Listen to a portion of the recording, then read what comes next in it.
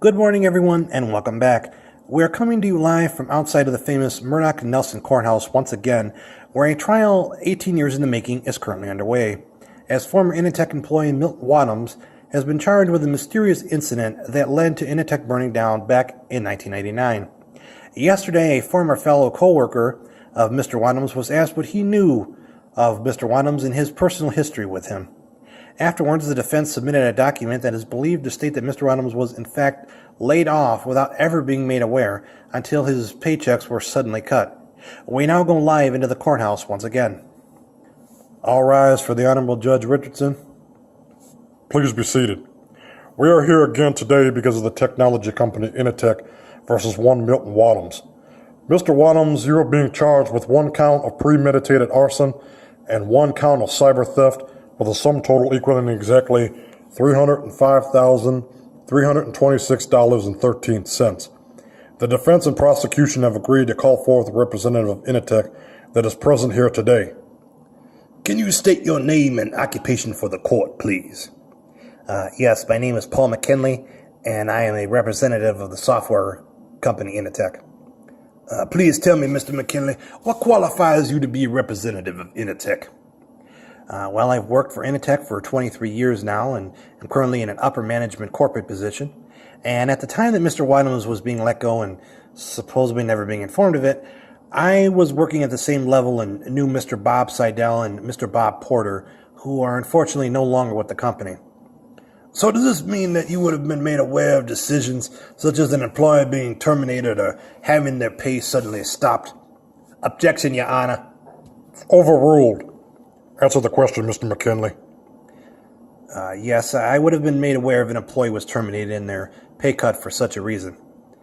Were you aware that Mr. Waddams was being laid off and his payment being suddenly cut? I was aware that Mr. Waddams had been laid off, but no, I was not directly involved with payroll, so I would have never been made aware that he was still receiving his paychecks long after being laid off.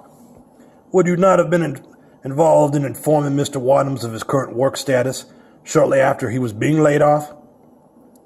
No, it was not my responsibility to inform an employee that their employment had been terminated. Thus, I would not have known that Mr. Waddams was not informed of being laid off. As someone who was involved in the employment of Initech employees, would you not have been informed at some point if a former employee was still receiving a paycheck while not being employed? Objection, Your Honor. Because of the fact that the defense is not only trying to lead the witness, but is rewording the same question in a, to be honest, quite confusing kind of way. Sustained. Either reword the question or move on to your next one. Very well. Did you ever have any direct contact with Mr. Bob Seidel or Mr. Bob Porter in which they informed you that Mr. Milton Waddams' paycheck had suddenly been cut years after he had been laid off?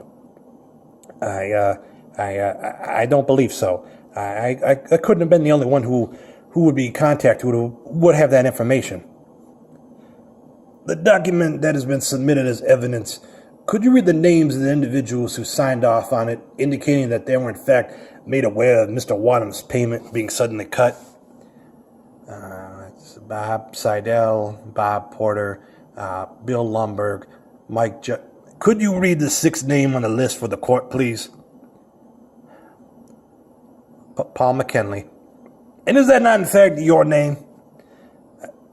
Yes, it is. How did you manage to get your hands on?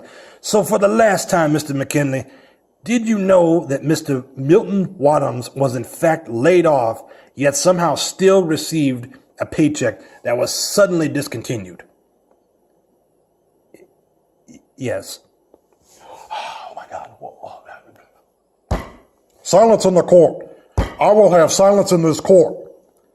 No further questions, Your Honor. The prosecution would like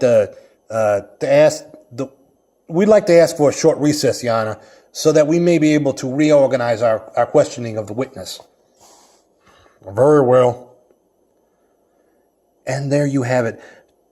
Day 2 of a trial 18 years in the making, as former Initech employee Milton Waddams is on trial for possible cyber theft and arson. Today was a shockingly surprising day, as Representative Initech took to the stand, and after much conversation between him and the defense the representative of Initech revealed a shocking truth that he did in fact know that Mr. Waddams was not only laid off years before he stopped working for the company, but that he actually knew that Mr. Waddams' payment was suddenly being cut. We ask that you stay tuned to this trial as it continues to unfold.